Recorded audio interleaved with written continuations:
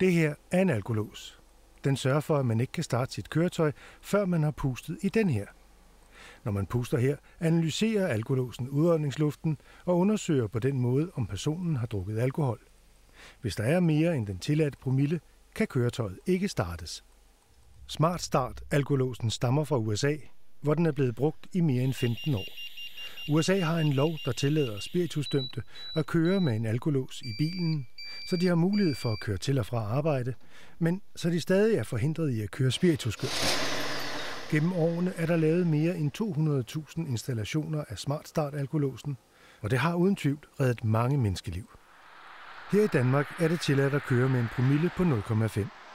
Men virkeligheden er, at op mod 60.000 danskere hver dag kører bil med en langt højere promille.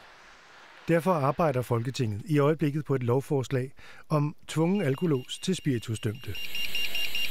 Og det bliver mere og mere udbredt blandt firmaer at supplere deres alkoholpolitik med at installere alkolåse i deres biler, busser og lastbiler.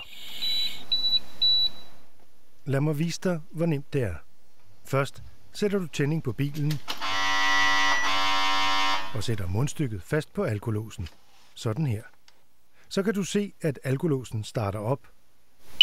Og til at starte med står der vent i displayet. Når displayet skifter til blæs, så tager du en dyb indånding, blæs i mundstykket i cirka 7 sekunder, indtil lyden ændrer sig, og displayet viser analysere. Når alkolåsen så er færdig med at analysere luften, så skriver den enten godkendt eller ej OK. Hvis den skriver godkendt, så er du klar til at køre. Hvis du vil sikre dig mod misbrug af alkolåsen, så kan du købe det her lille kamera til.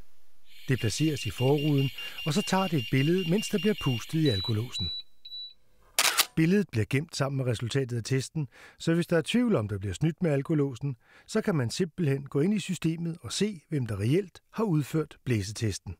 Kameraet er lavet til at tage billeder både i lys og i mørke, og det er sikret mod deaktivering, tape over linsen osv., så føreren kan ikke fifle med det. Alkolåsen kan både bruges i personbiler, busser, lastbiler, ja alt der ønskes. Og den bliver faktisk mere og mere udbredt. Store firmaer som Arriva Busser og Carlsberg har fået installeret alkolåse i deres køretøjer. Både som en ekstra sikkerhed for medarbejdere og manden på gaden, men også for at sende et signal til offentligheden om, at de ikke accepterer spirituskørsel. Og spirituskørsel er et stort problem. Mere end hver 5. trafikdrab involverer alkohol. I 2008 døde 93 personer i en spritulykke, og 594 andre kom alvorligt til skade.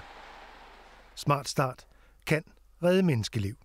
Kontakt os i dag for mere information om, hvordan du kan være med til at gøre vejene mere sikre.